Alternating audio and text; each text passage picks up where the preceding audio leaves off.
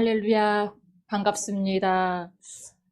우리 김태규 목사님께서 너무 과하게 소개를 해주셔가지고, 한 가지는 바로 잡아야 될 것 같습니다. 저 유명한 목사 아닙니다.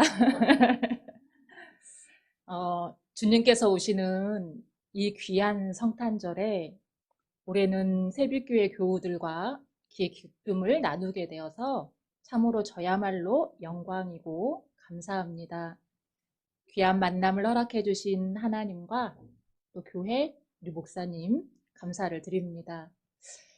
김태균 목사님과는 20년 훨씬 전 인연으로 거슬러 올라가야 만남 시작이 이야기가 될 것 같습니다.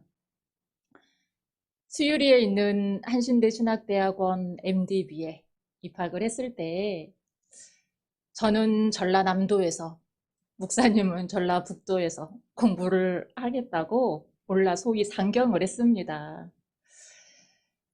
일반 대학교를 졸업을 하고 처음부터 신학대를 했던 것은 아니고요. 사회 경험도 조금 하고 그리고 이제 부르심을 받아서 MDB에 왔던 터라 어쩌면 제가 목사님을 뵐 때마다 누구보다 신앙의 진심이고 교인들에게 진심이고 신학생이었는데도 우리가 그랬던 기억이 있습니다. 어느 날 옥상으로 올라오세요 라고 하면 또 제가 올라가거든요. 여러분 주로 옥상에서는 어떤 일들이 벌어지던가요? 옥상에서는 주로 격한 일들이 벌어진다고 알고 있는데 저희는 그 시절 옥상에서 격하게 철학을 논하고 신학을 논하고 교회들을 걱정하고 그랬던 것 같습니다. 지금 생각하면 참 어린 시절이었는데 뭐가 그렇게 세상을 향해서 가슴이 무겁고 가슴이 뜨겁고 그랬었는지 모르겠습니다. 2023년을 마무리해가는 이 자리에 또 교회를 사랑하는 목사님의 마음 그리고 또 교회를 들어서면서 제가 너무나 따뜻하더라고요. 그 따뜻한 신앙 공동체에서 이 기쁨을 나누게 되니 참 더 많은 여러 의미들이 생각나는 것 같습니다. 언제나 먼저 찾아오시는 우리 주님의 평화가 이 자리에 가득하시기를 기원합니다. 성탄의 기쁨을 맞이하는 이날 우리는 또 올해를 마무리하는 자리에 서게 되었습니다. 여러분 올 한 해 어떻게 지내오셨습니까? 또 지난 4주간의 대림절 예수님을 기다리면서 여러분의 마음속에는 무엇으로 채워 오셨는지요? 임마누엘 주님께서 오셨습니다. 할렐루야이죠. 우리는 설렘과 기쁨으로 이 성탄절을 맞이합니다. 그리고 이 설렘과 감사가 온 누리에 두루두루 비추기를 간절히 기원합니다.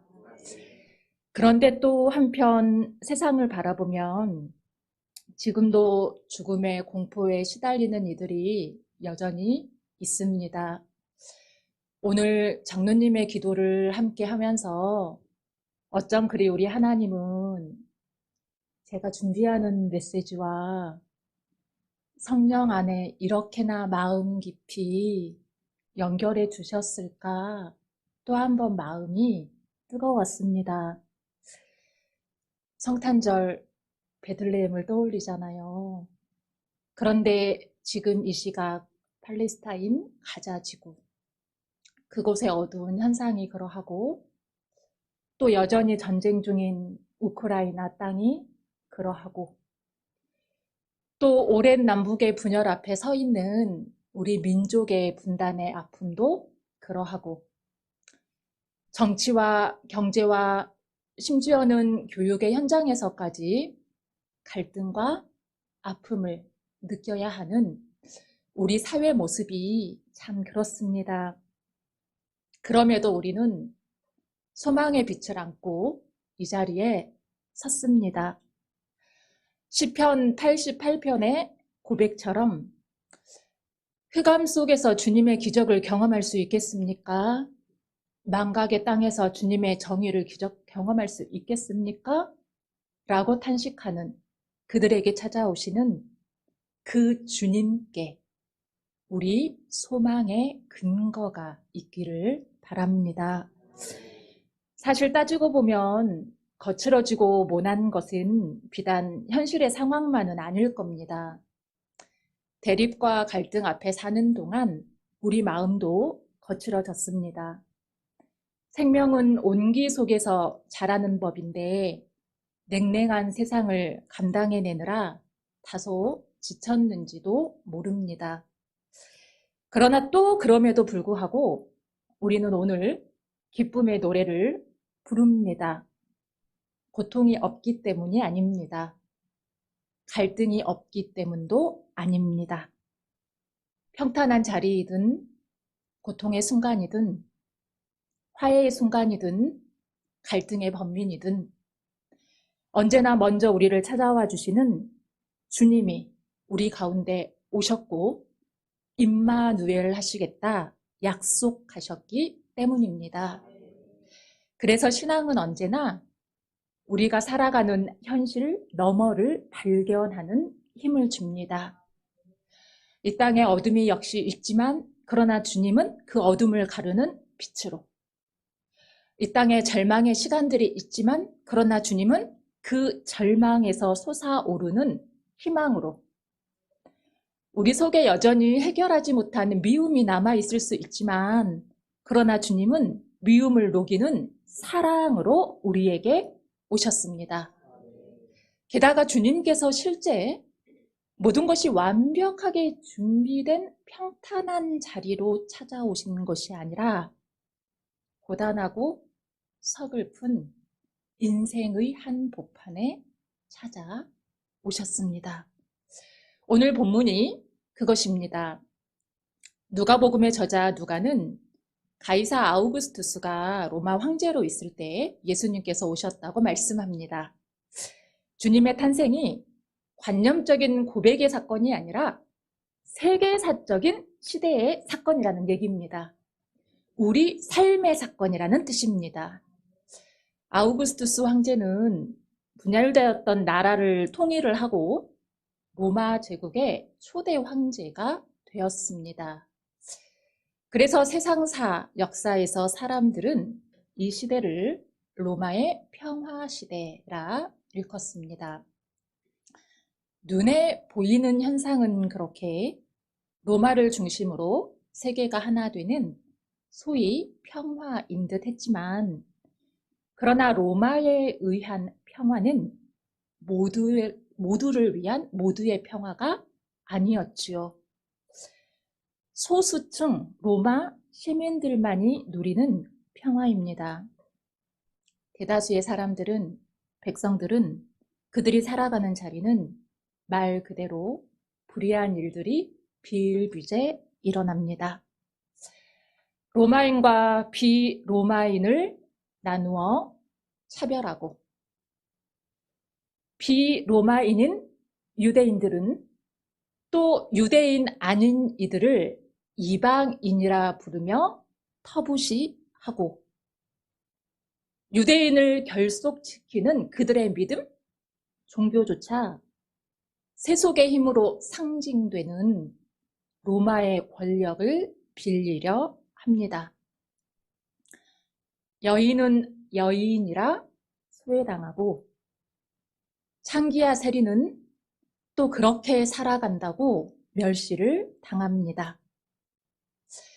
몸이 불편한 이들은 또 어땠습니까? 나병 환자라서 앞을 못 본다고, 걷지 못한다고 사회 구성원 속으로 받아들여지지 않습니다. 경제활동을 할 수 없는 주변부로 자꾸만 밀려납니다. 2023년 우리가 살아가는 사회의 모습과 예수님이 찾아오셨던 이 누가복음 시대의 모습은 참 닮아 있기까지 합니다.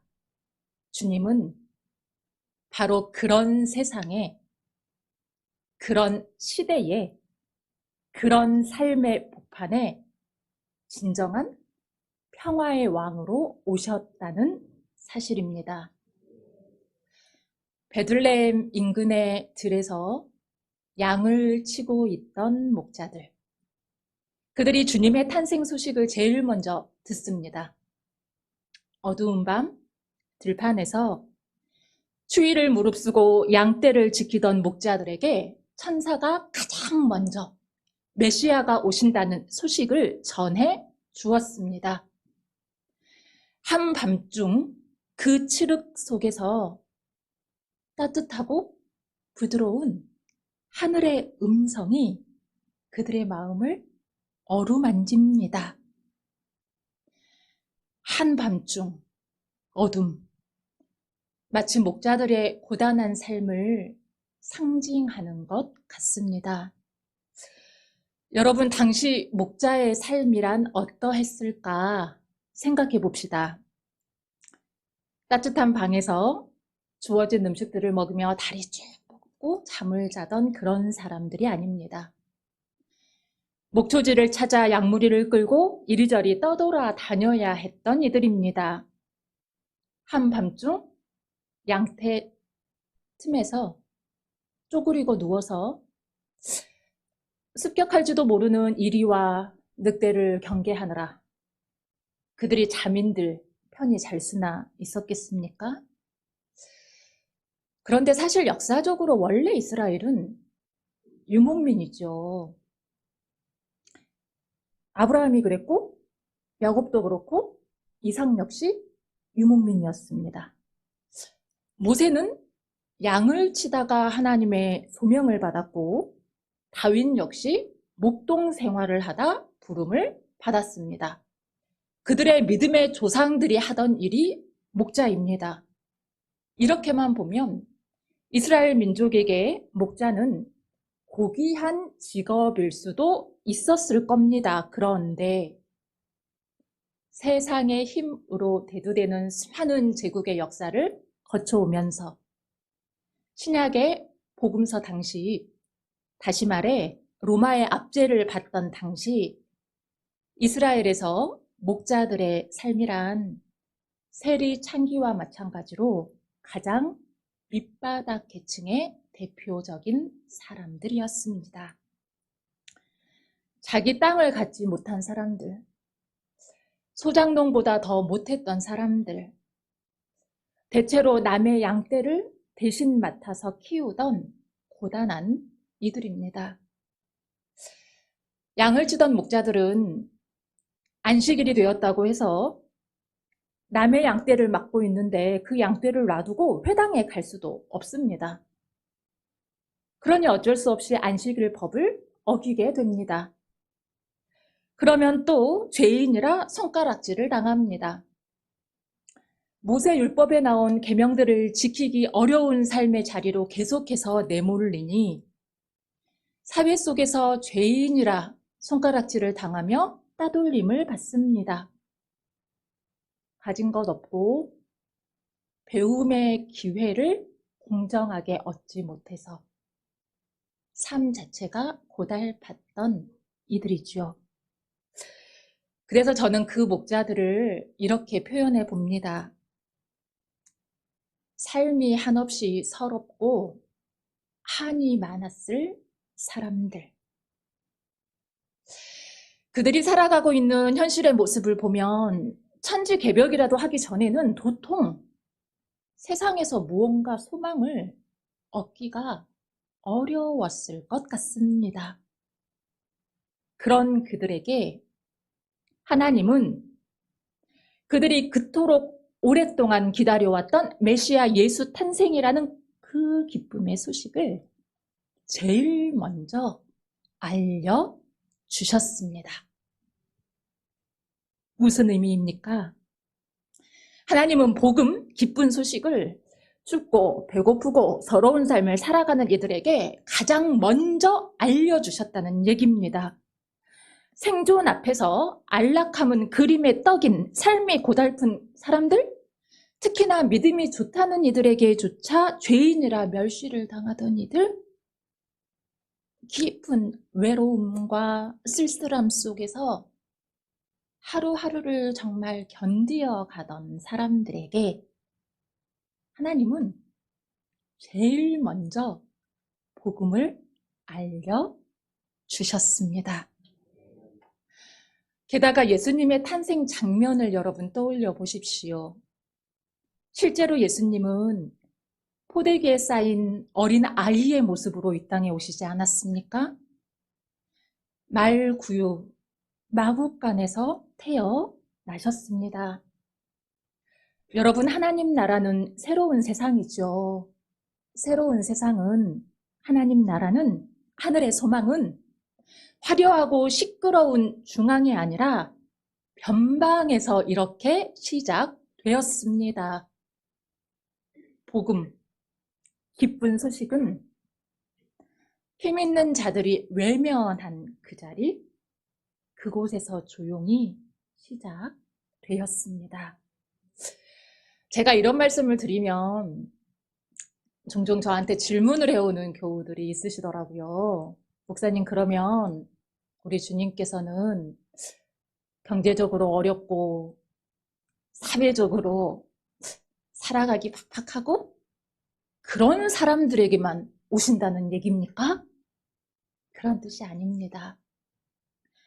여러분, 세상의 현상들을 살아가는 우리의 내면을 한번 바라보십시오. 비어 있는 마음, 상한 마음, 때때로 고민의 자리, 그 자리에 친히 찾아오시는 분, 그분이 우리 주님이십니다. 제가 여러분의 살아가는 자리를 다 알지는 못합니다. 그러나 코로나 이후에 사회가 어려우니 여러분 역시 또 일상을 열심히 살아오시느라 참 수고가 많았으리라 가늠해 봅니다. 우리가 다 열심히 걸어왔는데 그러나 눈에 보이는 결과는 다들 다를 수도 있겠지요. 할 수 있는 최선을 다했지만 크게 달라지지 않는 현상 앞에서 낙담하는 분들도 있겠고, 이타적으로 섬기며 살았는데 남는 건 상처와 실망뿐이더라 탄식하는 분들도 있을지 모르겠고, 그래도 좀 살만한 세상이 되기를 그토록 간절히 기도했건만 달라지지 않는 세상 앞에서 무기력해지는 마음이 있을지도 모르겠습니다. 그러나 여러분 또 기억하십시오. 그 자리에 주님께서 오셨습니다. 그 자리에 주님이 계십니다. 바로 그 자리에 위로와 은혜로 찾아오셨습니다. 그래서 마음이 가난한 사람들은 복이 있는 겁니다. 애통하는 사람들은 복이 있는 겁니다. 하나님께서, 주님께서 우리의 아픔 결코 모르지 않습니다. 오죽하면 돌봄이 절실한 우리의 연약함을 다 안다는 듯이 어린 아기의 모습으로 찾아오셨겠습니까? 본인이 직접 그 연약한 모습으로 찾아오셨겠습니까? 그 사랑의 깊이를 가슴에 품고 희망을 선택하는 성탄절 되시기를 기원합니다. 우리가 또 하나 기억할 것은 주님께서 아기의 모습으로 오셨다고 하여 결코 약하지 않다는 사실입니다. 여러분 산을 오를 때 바위 틈에 뿌리를 내리고 살아가고 있는 나무를 보신 적이 있을 겁니다. 뿌리에서 나오는 용액으로 조금씩 바위의 암석을 녹입니다. 그리고 생겨난 틈새로 그 뿌리를 뻗어간다고 하지요. 약한 것이 강한 것을 뚫는 겁니다. 어떻게 가능합니까? 살아있으니 가능합니다. 생명이 있으니 가능합니다. 세상 돌아가는 일이 가시적으로는 강한 것들이 생명을 다 쓰러지게 하는 것 같지만, 그러나 영원한 힘은 생명뿐입니다. 말 구유처럼 작은 자리, 아기의 포대기처럼 연약한 자리, 그러나 그 자리에 생명의 구주가 오셨습니다. 그 생명이 인류를 어둠에서 건져내셨습니다. 여전히 세상은 과거 로마 제국처럼, 바벨론 제국처럼, 페르시아 제국처럼 힘있고 크고 강하고 화려한 것을 추구하지요. 그러나 여전히 우리 주님의 시선은 이 세상의 연약한 것들, 애통하는 마음을 향하고 계심을 기억하기 원합니다.